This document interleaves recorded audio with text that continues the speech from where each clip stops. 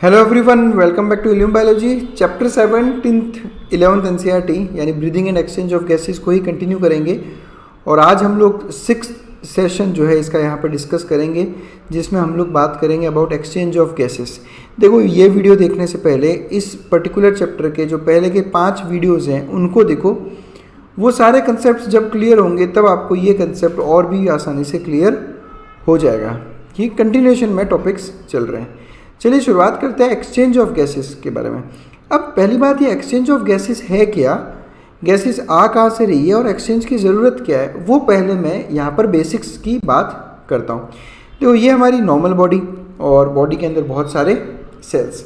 अभी जितने भी सेल्स हैं इन सब सेल्स में अगर आपको एनर्जी चाहिए तो ये जितने भी सेल्स हैं इन सब में एक रिएक्शन चलती है जिसमें ग्लूकोज ऑक्सीजन के साथ रिएक्शन करता है, यानी ग्लूकोज का ऑक्सीडेशन होगा और बनेगा CO2 plus water plus energy.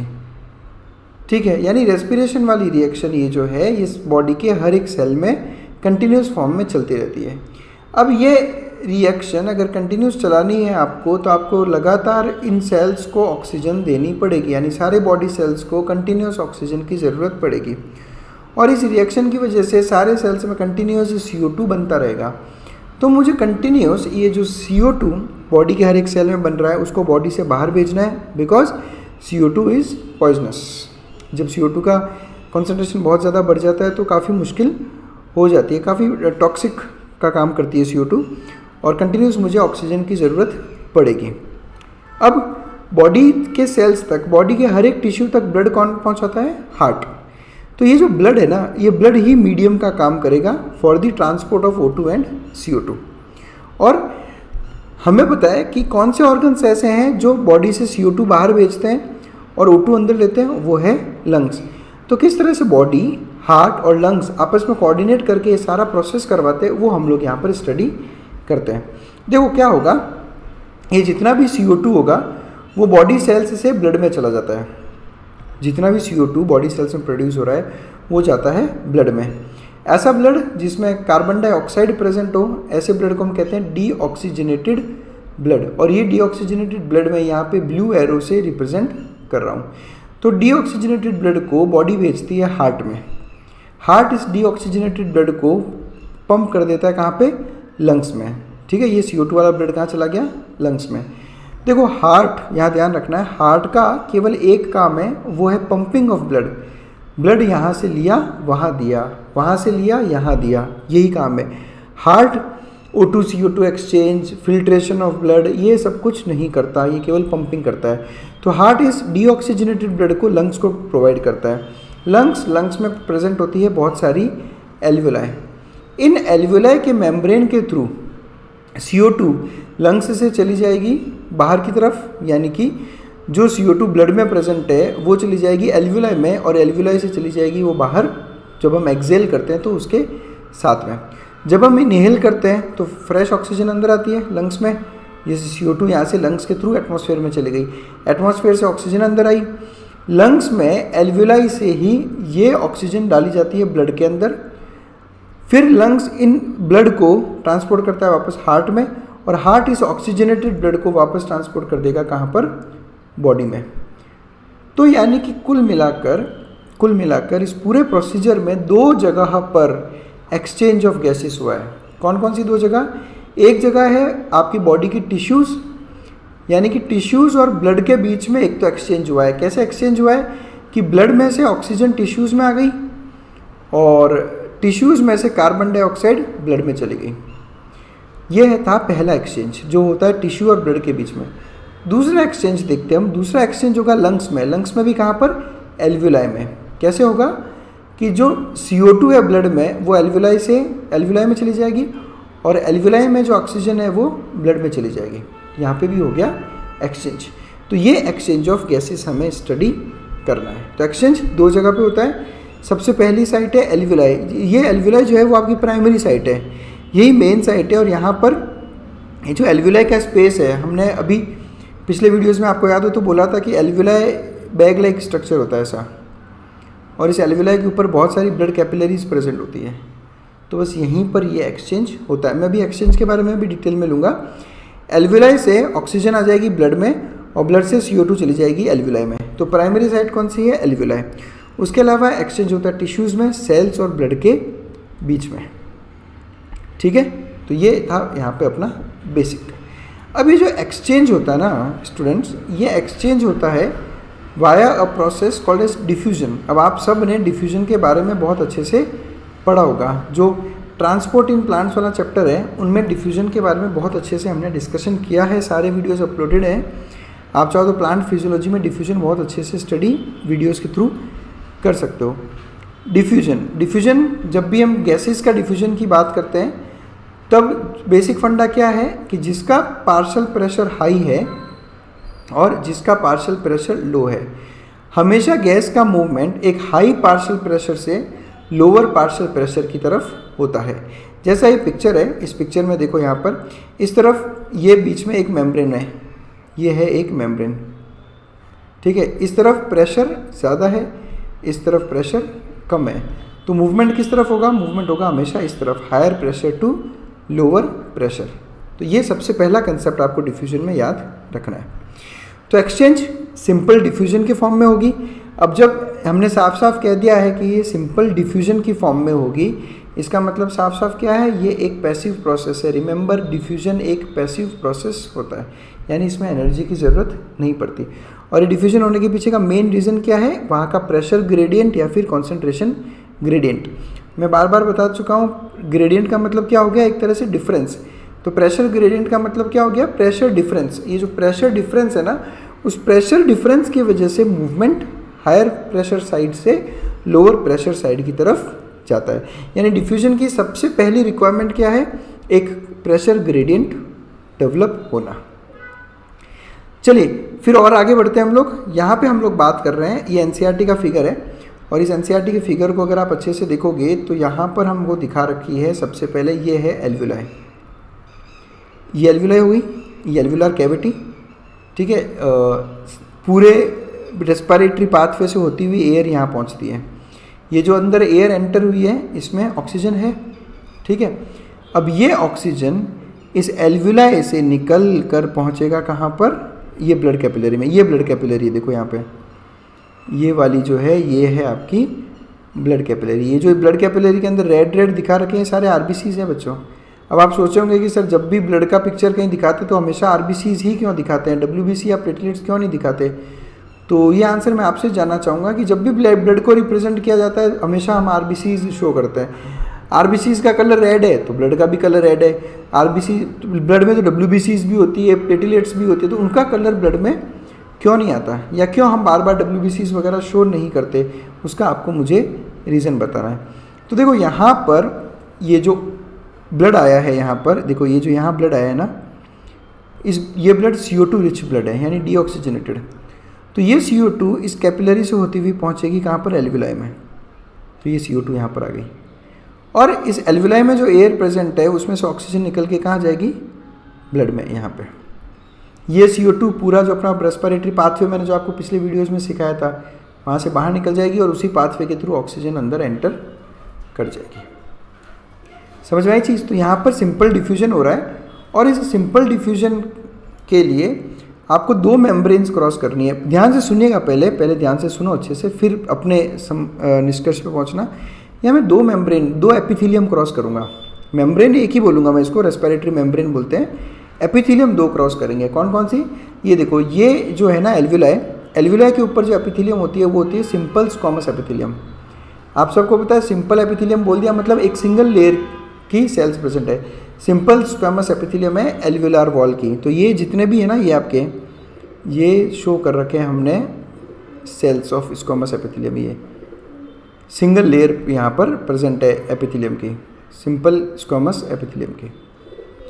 ठीक है, ब्लड कैपिलरी के एपिथेलियम को आप सबको पता है एंडोथेलियम कहा जाता है। देखो मैं बार बार बोल रहा हूँ, बायोलॉजी में स्पेशली ह्यूमन फिजियोलॉजी में तो सारे जितने चैप्टर्स है ना वो सब आपस में जुड़े हुए हैं। तो ऐसा नहीं है कि रेस्पिरेशन पढ़ रहे हो तो आप कैपिलरीज के बारे में भूल जाओ। ब्लड कैपिलरी, इनफैक्ट हर एक ब्लड वेसल, चाहे आर्टरी, आर्टीरियोल, वेन, वेन्यूल या कैपिलरी, उन सब की जो एपिथेलियम होती है उसको कहा जाता है एंडोथेलियम। ये उसका नाम है। एंडोथेलियम भी अगेन एक सिंपल एपिथेलियम का एग्जाम्पल है, एक सिंगल लेयर में प्रेजेंट है। तो यहाँ देखो आपको ये सेल्स दिख रहे होंगे एपिथेलियम के, ये single layer of cells present है यहाँ पे, समझ में आई? ये यहाँ पे। अब समझो CO2 को ब्लड से अगर मुझे एल्वुलाई में डालना है तो पहले ये जो एपिथेलियम है एंडोथेलियम, इसको क्रॉस करना पड़ेगा, फिर एंडोथेलियम से आएगी आपकी एल्वुलाई की एपिथेलियम और वहाँ से एल्वुलाई में। यही ऑक्सीजन को अगर यहाँ पे आना है तो पहले ये क्रॉस करेगी एल्वुलार एपिथेलियम की सिंपल स्क्वामस को और फिर एंडोथेलियम को यहाँ पे। अब क्या एपिथेलियम में केवल एपिथेलियम प्रेजेंट होती है? ऐसा नहीं है। आप सबने पढ़ा होगा जब एपिथेलियम का आप बेसिक स्ट्रक्चर पढ़ते हो कोई भी एपिथेलियम का, जैसे मैं यहाँ पे बनाता हूँ सिंपल कॉलमनार एपिथेलियम, तो जो एपिथेलियम के सेल्स होते हैं ना वो एक मेम्ब्रेन पे रेस्ट करते हैं और उस मेम्ब्रेन को आप सबको पता है कहा जाता है बेसमेंट मेम्ब्रेन।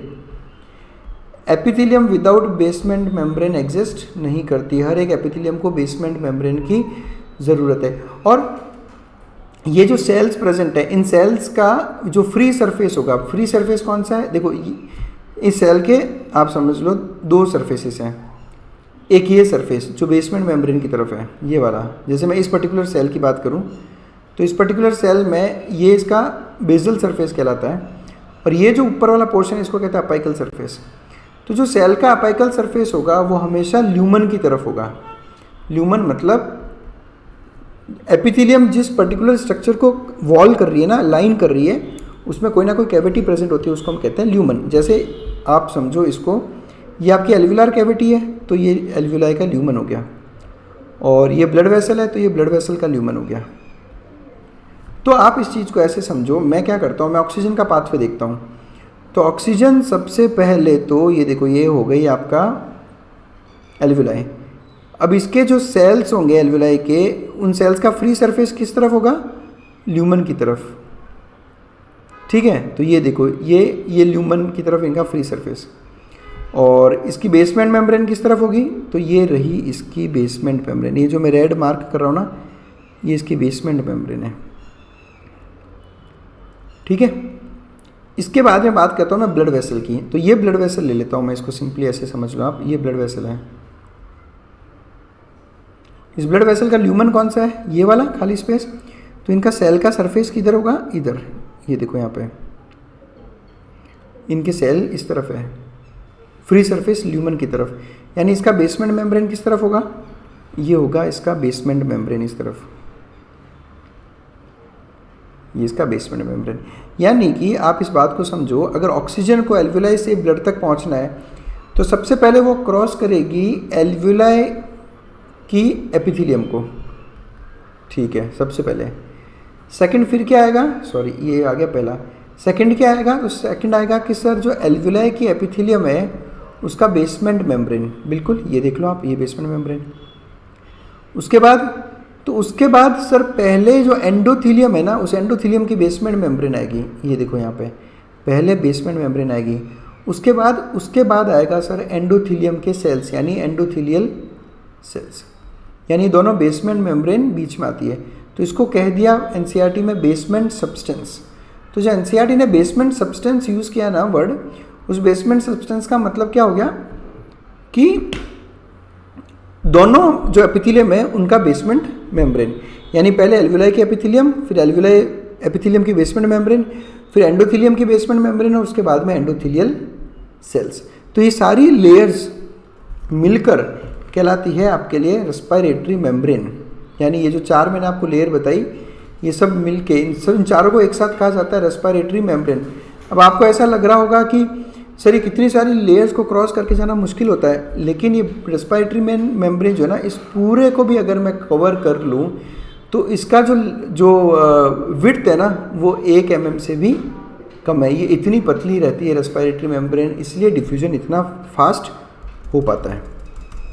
ये देखो यहाँ पे, तो डिफ्यूजन किसके अक्रॉस होगा? डिफ्यूजन होगा सर डिफ्यूजन मेम्ब्रेन के अक्रॉस। इस रेस्पिरेटरी मेम्ब्रेन को ही डिफ्यूजन मेम्ब्रेन कहा गया है। ये किस किस की बनेगी? तो ये बनेगी thin squamous epithelium of alveoli, endothelium और उन दोनों के बीच का बेसमेंट मेम्ब्रेन, यानी कि कुल मिला के मैंने कह दिया बेसमेंट सब्सटेंस।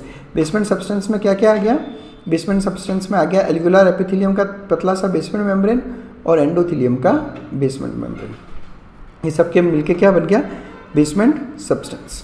और इसकी जो टोटल थिकनेस है वो 1 mm से भी कम है। बहुत पतली रेस्पिरेटरी मेम्ब्रेन है, इसलिए डिफ्यूजन बहुत अच्छे से फास्ट हो जाता है।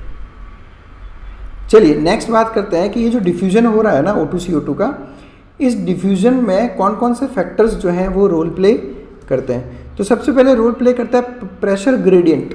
प्रेशर ग्रेडियंट का मतलब समझना, मैं क्या समझाना चाह रहा हूँ, समझो ये एक मेम्ब्रेन है। मैं पहला केस लेता हूँ जिसमें इस तरफ प्रेशर है 100 mmHg और इस तरफ प्रेशर है 20 mmHg, ठीक है। दूसरा केस ले रहा हूँ जिसमें इस तरफ प्रेशर है 100 mmHg, ये दो अलग अलग सिस्टम है, और इस तरफ प्रेशर है 90 mmHg। अब पहली बात तो ये कि डिफ्यूजन किस डायरेक्शन में होगा, तो आप आंसर देंगे कि सर ये इस डायरेक्शन में होगा, 100 से 20 और 100 से 90। बिल्कुल सही बात है। क्या दोनों केस में मेम्ब्रेन सेम है दोनों के बीच में, क्या दोनों केस में डिफ्यूजन का रेट सेम होगा? नहीं, डिफ्यूजन का रेट सेम नहीं होगा। क्यों नहीं होगा? क्योंकि यहाँ पर जो डिफरेंस है ऊपर वाले केस में, इन दोनों के बीच का डिफरेंस कितना है 80 mmHg और इस केस में केवल 10 mmHg। तो जो प्रेशर ग्रेडियंट है ना, यहाँ पर एक स्ट्रॉन्ग प्रेशर ग्रेडियंट है, यहाँ पर एक स्ट्रॉन्ग प्रेशर ग्रेडियंट है, तो यहाँ पे डिफ्यूजन का रेट फास्ट होगा एज कम्पेयर टू दी नीचे वाला जिसमें प्रेशर ग्रेडियंट केवल 10 mmHg का है। तो इस तरह से प्रेशर ग्रेडियंट यानी difference of pressure rate of diffusion को अफेक्ट करता है। नेक्स्ट सोल्यूबिलिटी ऑफ गैसेस, यानी कोई गैस कितना ज़्यादा सोल्यूबल होगा उस हिसाब से डिफ्यूजन का रेट तय होता है। कैसे? इस चीज़ को अच्छे से समझना, इस पर बहुत ही ज़्यादा डाउट आने वाला क्वेश्चन बनता है यहाँ पर, इस चीज़ को समझें अच्छे से। देखो CO2 और O2 ये दोनों गैसेस ब्लड में सोल्यूबल होती है प्लाज्मा में, लेकिन CO2 की जो सोल्यूबिलिटी है प्लाज्मा में वो ऑक्सीजन से 20 to 25 टाइम्स से ज़्यादा है। करीब 20 से 25 गुना ज़्यादा सोल्यूबल है CO2 ऑक्सीजन से। तो डिफ्यूजन भी ज़्यादा किसका होगा? CO2 का। ये ध्यान रखना है, जितनी ज़्यादा सोल्यूबिलिटी उतना ज़्यादा डिफ्यूजन। अब इस पर्टिकुलर पॉइंट से मैं एक आपका डाउट बिल्कुल आज क्लियर करूँगा, तो ये पर्टिकुलर पॉइंट ध्यान रखना है आपको, जितना ज़्यादा सोल्यूबिलिटी उतना ज़्यादा डिफ्यूजन। वो डाउट मैं इसलिए अभी नहीं बता रहा क्योंकि वो आगे चलकर डाउट आएगा। नेक्स्ट है थिकनेस ऑफ मेम्ब्रेन। अब आप खुद सोचो, बीच की मेम्ब्रेन जितनी ज़्यादा थिक होगी डिफ्यूजन का रेट उतना ही कम होगा। तो ध्यान रखना है, प्रेशर ग्रेडियंट ज़्यादा होगा डिफ्यूजन ज़्यादा होगा, सोल्यूबिलिटी ऑफ गैसेस ज़्यादा होगी डिफ्यूजन ज़्यादा होगा, थिकनेस जितनी ज़्यादा होगी डिफ्यूजन उतना ही कम होगा। तो ये फैक्ट आपको ध्यान रखना है। आई होप चीज़ आपके लिए क्लियर है। तो अब तक हमने जितने बेसिक कंसेप्ट थे वो सब स्टडी किए। एक और बेसिक कंसेप्ट मैं यहाँ पे आपको पहले बता देता हूँ, उसके बाद हम लोग जो है अपने एक्चुअल टॉपिक पे आएंगे और बात करूँगा मैं पार्शियल प्रेशर की। देखो पार्शियल प्रेशर का एक सिंपल सा मीनिंग होता है, मैं कोई भी मिक्सचर ऑफ गैसेस लेता हूँ और उसका सबसे बढ़िया एग्जाम्पल क्या है? एयर। ठीक है, अब एयर के अंदर आपको भी पता है कि नाइट्रोजन प्रेजेंट है। अब नाइट्रोजन का भी कॉम्पोजिशन अगर आप देखोगे तो करीब 78%, उसके अलावा ऑक्सीजन प्रेजेंट है 21%, ठीक है, और फिर बाकी के जो है उसमें CO2 एंड अदर्स, ठीक है, तो ये करीब 1% रहता है। अब अगर पार्शियल प्रेशर का मतलब समझना, पार्शियल प्रेशर का मतलब क्या होगा कि जो एयर का टोटल प्रेशर है उस टोटल प्रेशर में ऑक्सीजन का प्रेशर कितना है। किसी भी पर्टिकुलर इंडिविजुअल गैस का अपने मिक्सचर में खुद का प्रेशर कितना है उसको हम कहते हैं पार्शियल प्रेशर, ठीक है।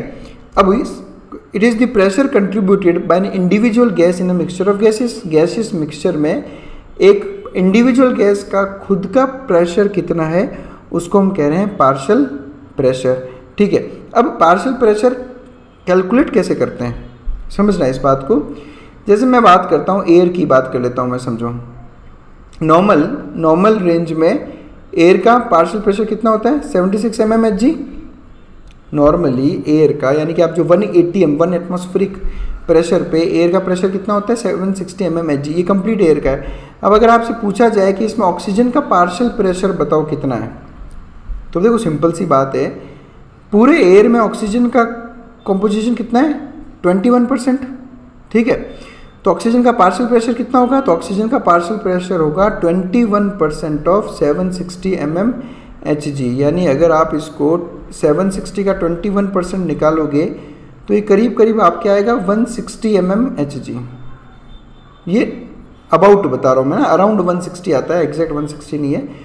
तो समझ में आया कि जो नॉर्मल 1 एटमॉस्फेरिक प्रेशर पे एयर का प्रेशर है 760, तो इसमें ऑक्सीजन का पार्शियल प्रेशर होगा उसका 21%, यानी कि 160 mmHg। तो ये मतलब होता है एक्चुअल में पार्शियल प्रेशर का।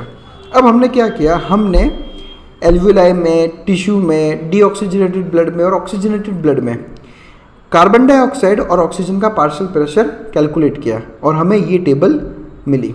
समझना है इस चीज़ को।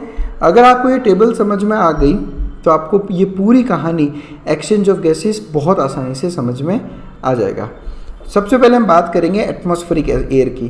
तो एटमॉस्फेरिक एयर जिसका प्रेशर है 180 m यानी 760 mmHg, तो उसमें ऑक्सीजन का पार्शियल प्रेशर कितना होगा, अभी हमने कैलकुलेट किया था 160, तो एग्जैक्ट वैल्यू है इसकी 159। तो मैं यहाँ बैठा हूँ, मेरे बाहर एटमॉस्फेयर है 760 mmHg प्रेशर पे, तो उसमें ऑक्सीजन का पार्शियल प्रेशर कितना है 159। और यही जब मैंने एल्वुलाई में जो एयर प्रेजेंट है उसमें ऑक्सीजन का पार्शियल प्रेशर कैलकुलेट किया तो वो आ रहा है 104। अब हम सोच रहे होंगे कि सर ऐसा कैसे। तो देखो, जब मैं एयर को इनहेल कर रहा हूँ तो एटमॉस्फेरिक एयर है, वो मेरे पूरे रेस्पिरेटरी पाथवे से फ्लो करके पहुँचेगी कहाँ पे, एल्वुलाई पे। एल्वुलाई में पहले से ही ऑलरेडी वहाँ पे भी एयर प्रेजेंट है और एल्वुलाई में कंटिन्यूस CO2 भी रिलीज हो रही है, तो ऑक्सीजन का पार्शियल प्रेशर वहाँ पर कम हो जाता है as compare to the atmospheric air. तो एल्वुलाई में मुझे ऑक्सीजन का पार्शियल प्रेशर मिला 104। डीऑक्सीजनेटेड ब्लड यानी ऐसा ब्लड जिसमें CO2 प्रेजेंट हो मेनली, उसमें ऑक्सीजन का पार्शियल प्रेशर है केवल 40। क्यों? क्योंकि डीऑक्सीजनेटेड है, यानी कि वेन वाला ब्लड जो है ना आपका, वेन्स वाला ब्लड। और ऑक्सीजनेटेड ब्लड जिसमें ऑक्सीजन प्रेजेंट है उसमें ऑक्सीजन का पार्शियल प्रेशर है 95 और टिश्यूज़ में ऑक्सीजन का पार्शियल प्रेशर है 40। ये सब रिकॉर्डेड वैल्यूज़ है जो हमने कैलकुलेट किए। सिमिलरली CO2 का भी पार्शियल प्रेशर एटमॉस्फेयर में 0.3%, एल्वुलाई में 40, ब्लड में 45, ऑक्सीजनेटेड ब्लड में 40, डीऑक्सीजनेटेड ब्लड में 45 और टिश्यूज़ में है 45। अब आप समझना इस चीज़ को। मैं चलता हूँ पहले एल्वुलाई पे। अगर अब मैं जो आपको समझा रहा हूँ वो अगर आपको समझ में आ गया तो ये कहानी बिल्कुल क्लियर हो जाएगी और ये टेबल भी आराम से आपको याद हो जाएगी। सुनना अच्छे से। देखो, ये एल्वुलाई है, इस एल्वुलाई में ऑक्सीजन का पार्शियल प्रेशर कितना है, एल्वुलाई में 104, ठीक है। CO2 का, तो CO2 का है 40, ये कैलकुलेटेड वैल्यू देखो यहाँ लिखी हुई है 104 और 40। अब मैं बात कर रहा हूँ, ये है एल्वुलाई के अंदर जो एयर प्रेजेंट है। अब मैं बात कर रहा हूँ ब्लड कैपिलरी जो इस एल्वुलाई के ऊपर से गुजर रही है। आपने पढ़ा होगा कि एल्वुलाई बहुत रिच ब्लड सप्लाई रहती है। ये समझो कोई भी ब्लड कैपिलरी है जो एल्वुलाई के ऊपर प्रेजेंट है। अब ये जो ब्लड यहाँ पर आ रहा है वह कैसा ब्लड होगा, डीऑक्सीजनेटेड ब्लड। क्यों आ रहा है ब्लड लंग्स में? ब्लड लंग्स में इसीलिए आ रहा है ताकि उस ब्लड में से CO2 निकाली जा सके और O2 डाली जा सके। यानी लंग्स में जो ब्लड आता है, जो हार्ट पल्मोनरी आर्टरी से लंग्स में ब्लड भेजता है, वो डीऑक्सीजनेटेड ब्लड है। इस डीऑक्सीजनेटेड ब्लड में ऑक्सीजन का पार्शियल प्रेशर कितना है, तो डीऑक्सीजनेटेड ब्लड में ऑक्सीजन का पार्शियल प्रेशर है 40, ठीक है। तो O2 का पार्शियल प्रेशर है 40। CO2 का कितना है पार्शियल प्रेशर, तो CO2 का पार्शियल प्रेशर डीऑक्सीजनेटेड ब्लड में ये रहा 45, ये रहा 45। अब आप साइंस समझना यहाँ पे। देखो, जब ब्लड यहाँ से पास होगा एल्वुलाई के ऊपर से, तो एल्वुलाई में ऑक्सीजन का पार्शियल प्रेशर 104, जो ब्लड पास हो रहा है उसमें ऑक्सीजन का पार्शियल प्रेशर 40। तो ये जो ऑक्सीजन गैस है ये कहाँ मूव करेगी, obviously higher partial pressure to lower partial pressure. तो ऑक्सीजन एल्वुलाई से अपने आप डिफ्यूजन, सिंपल डिफ्यूजन की फॉर्म में इस डिफ्यूजन मेम्ब्रेन को क्रॉस करके ब्लड में एंटर कर जाएगी। हो गया एक्सचेंज। कार्बन डाइऑक्साइड देखो, कार्बन डाइऑक्साइड का पार्शियल प्रेशर कितना है 45, एल्वुलाई में कितना है 40, ज़्यादा कहाँ है ब्लड में, तो CO2 कहाँ चला जाएगा एल्वुलाई के अंदर। तो CO2 का भी हो गया एक्सचेंज। समझ में आई चीज़। तो इसी पार्शियल प्रेशर डिफरेंस की वजह से जो प्रेशर ग्रेडियंट जनरेट हुआ उसकी वजह से अपने आप ये गैसेस एक्सचेंज होती है in between alveoli and blood. इसी को आप कहते हो प्रेशर ग्रेडियंट। अब एक काम करते हैं, अब मैं जाता हूँ टिश्यूज़ के पास में, ठीक है, ये हो गए टिश्यूज़, ये टिश्यू हो गया, इस टिश्यू को आ रही है ब्लड सप्लाई, ठीक है, इस टिश्यू को ब्लड सप्लाई आ रही है। हार्ट टिश्यूज़ को कौन सी ब्लड भेजता है? ऑक्सीजनेटेड ब्लड भेजता है। तो यहाँ से ऑक्सीजनेटेड ब्लड एंटर कर रहा है। ऑक्सीजनेटेड ब्लड में ऑक्सीजन का पार्शियल प्रेशर कितना है? सर ऑक्सीजनेटेड ब्लड में ऑक्सीजन का पार्शियल प्रेशर है 95, ठीक है। टिश्यूज़ में बताओ, तो टिश्यूज़ में ऑक्सीजन का पार्शियल प्रेशर टिश्यूज़ में है 40, तो कितना है 40। तो कहाँ पे पार्शियल प्रेशर ज़्यादा है? ब्लड में। तो ऑब्वियसली ब्लड में अगर पार्शियल प्रेशर ज़्यादा है तो मूवमेंट किस तरफ होगा? मूवमेंट होगा ब्लड से टिश्यूज़ में, इसलिए ऑक्सीजन अपने आप कहाँ जाएगी? सिंपल डिफ्यूजन से टिश्यूज़ में। अब टिश्यूज़ में कंटिन्यूस CO2 जनरेट हो रही है रेस्पिरेशन रिएक्शन से, तो टिश्यूज़ में CO2 का पार्शियल प्रेशर कितना है? 45। और ऑक्सीजनेटेड ब्लड में यानी यहाँ पर तो 40, कहाँ पे पार्शियल प्रेशर ज़्यादा है? टिश्यूज़ में, तो CO2 कहाँ जाएगा? टिश्यूज़ से वापस ब्लड में। अब ये CO2 यहाँ पे आता गया और O2 यहाँ पे आता गया, तो ब्लड कैसा हो गया? वापस डीऑक्सीजनेटेड। ये डीऑक्सीजनेटेड ब्लड हार्ट में जाएगा, हार्ट इसको वापस लंग्स में पुश कर देगी टुवर्ड्स एल्वियोलाई। तो ये पूरा सिस्टम जो है चलता रहता है। तो आई होप आपको ये कंसेप्ट समझ में आया होगा कि किस तरह से पार्शियल प्रेशर के डिफरेंस की वजह से गैसियस एक्सचेंज होता है एल्वियोलाई में और टिश्यूज़ में। चलिए अब मैं एनसीईआरटी का पिक्चर लेता हूँ। ये एनसीईआरटी का पिक्चर मैं आपको बहुत अच्छे से यहाँ पे एक्सप्लेन कर देता हूँ। पहले मैं एक रूपरेखा बना दूँ। ये देखो, ये आपके बॉडी सेल्स, बॉडी सेल्स में रेस्पिरेशन रिएक्शन हो रही है कंटिन्यूस, CO2 बन रहा है और O2 कंज्यूम हो रहा है। ये CO2 ब्लड में जा रहा है, ऑक्सीजन सेल्स में आ रहा है। ये डीऑक्सीजनेटेड ब्लड, ये डीऑक्सीजनेटेड ब्लड बॉडी में जितनी भी वेन्स हैं, सिस्टमिक वेन्स हैं, सिस्टमेटिक वेन्स हैं हमारी बॉडी की, उन वेन्स के थ्रू होता हुआ वेना केवा से होता हुआ कहाँ पहुँच गया? राइट ऑरिकल, राइट ऑरिकल से राइट वेंट्रिकल, राइट वेंट्रिकल से पल्मोनरी आर्टरी और पल्मोनरी आर्टरी से होता हुआ ये पहुँचा लंग्स में, और ये यहाँ पर है एल्वियोलाई। ये जो एल्वियोलस है ना, एल्वियोलस एल्वियोलाई का सिंगुलर होता है। किसके थ्रू आया? पल्मोनरी आर्टरी के थ्रू, ठीक है। एल्वियोलस में आने के बाद में यहाँ पे O2 CO2 एक्सचेंज होगा, CO2 एल्वियोलाई में चली जाएगी और ऑक्सीजन ब्लड में आ जाएगी। ब्लड कैसा हो गया? ऑक्सीजन आने की वजह से ऑक्सीजनेटेड। तो पल्मोनरी वेन की हेल्प से ये पहुँचेगा लेफ्ट ऑरिकल में, लेफ्ट ऑरिकल से लेफ्ट वेंट्रिकल और फिर वहाँ से होता हुआ एओर्टा, एओर्टा के थ्रू बाद में बहुत सारी ब्रांचिंग होकर अलग अलग आर्टरीज, सिस्टमिक आर्टरीज का फॉर्मेशन होगा और ये आर्टरीज के थ्रू हेल्प से पहुँच जाएगा टिश्यूज़ के अंदर। ये तो हो गया इसका सर्किट। अब मैं चलता हूँ हो कैसे रहा है, पहले मैं यहाँ पे चलता हूँ, इस सिस्टम पे चलता हूँ। जब ब्लड यहाँ से आ रहा है तो ये आर्टरी है, आर्टरी में ऑक्सीजन का पार्शियल प्रेशर 95, टिश्यूज़ में ऑक्सीजन का पार्शियल प्रेशर कितना है? तो टिश्यूज़ में ऑक्सीजन का पार्शियल प्रेशर है 40। कहाँ पर ऑक्सीजन का पार्शियल प्रेशर ज़्यादा है? ब्लड में। तो ब्लड से ऑक्सीजन कहाँ एंटर कर जाएगा? टिश्यूज़ के अंदर। अब इनके अंदर CO2 कंटिन्यूस बन रहा है, तो CO2 का पार्शियल प्रेशर टिश्यूज़ में कितना है? 45। तो यहाँ पे CO2 का पार्शियल प्रेशर कितना है? 45। ऑक्सीजनेटेड ब्लड में CO2 का पार्शियल प्रेशर कितना है? तो है 40, यानी कि यहाँ ब्लड में हो गया 40।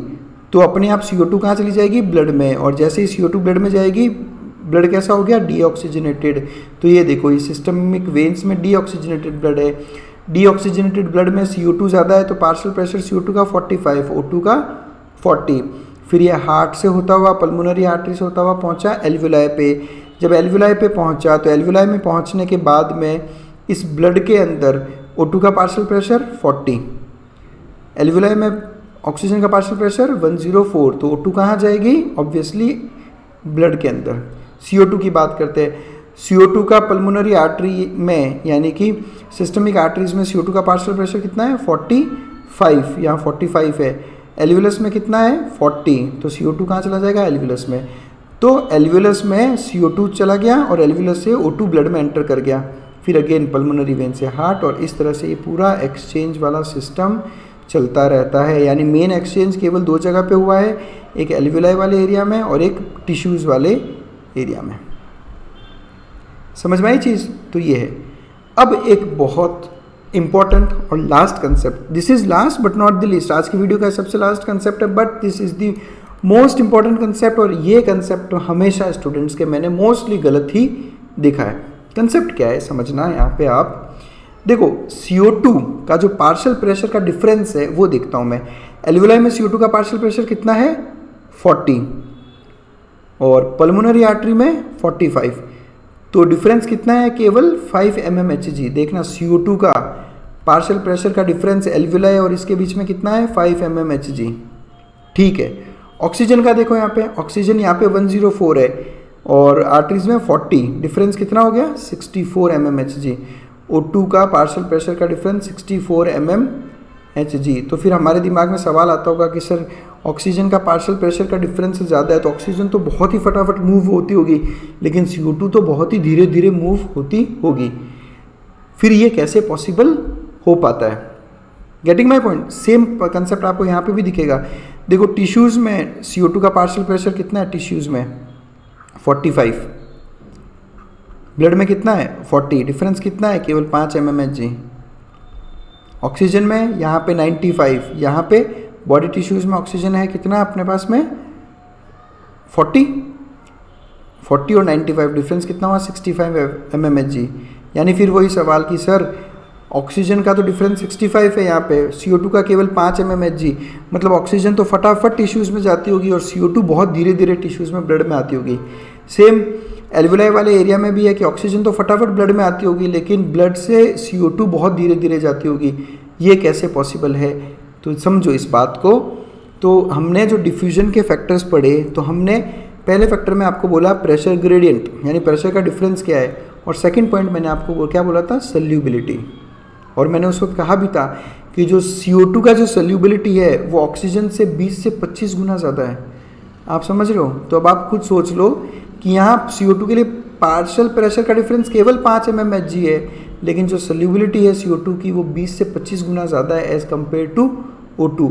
मतलब CO2 का भी जो डिफ्यूजन हो रहा है इस डिफ्यूजन मेम्ब्रेन से वो बहुत ही फास्ट है as compare to the oxygen. समझ में आया? ये डाउट बहुत से स्टूडेंट्स को रहता है कि सर प्रेशर डिफरेंस ऑक्सीजन का ज़्यादा है, लेकिन फिर भी CO2 का जो पर यूनिट डिफरेंस है डिफ्यूजन मेम्ब्रेन के थ्रू जो डिफ्यूजन हो रहा है पर यूनिट प्रेशर में वो CO2 का मच हायर है एज कम्पेयर टू ऑक्सीजन। ऐसा क्यों? ऐसा सल्यूबिलिटी ऑफ CO2 की वजह से। तो अब कभी भी आपका ये कंसेप्ट गलत नहीं होना चाहिए, क्योंकि डिफ्यूजन की रेट केवल और केवल ग्रेडियंट पे डिपेंड नहीं करती, सल्यूबिलिटी पे भी डिपेंड करती है। तो आई होप आप लोगों को ये वीडियो अच्छा लगा होगा और बहुत अच्छे से आपको एक्सचेंज ऑफ गैसेस समझ में आया होगा। फिर भी अगर आपको किसी भी तरह का डाउट है तो आप मुझे इंस्टाग्राम पे, मेरी मेल आईडी पे या मेरे व्हाट्सएप नंबर पे आप मुझे कांटेक्ट कर सकते हो, अपने डाउट्स पूछ सकते हो, या फिर किसी भी तरह की PDF चाहिए तो आप मुझसे कांटेक्ट कर सकते हो। तो बस that's it, thanks a lot for watching us.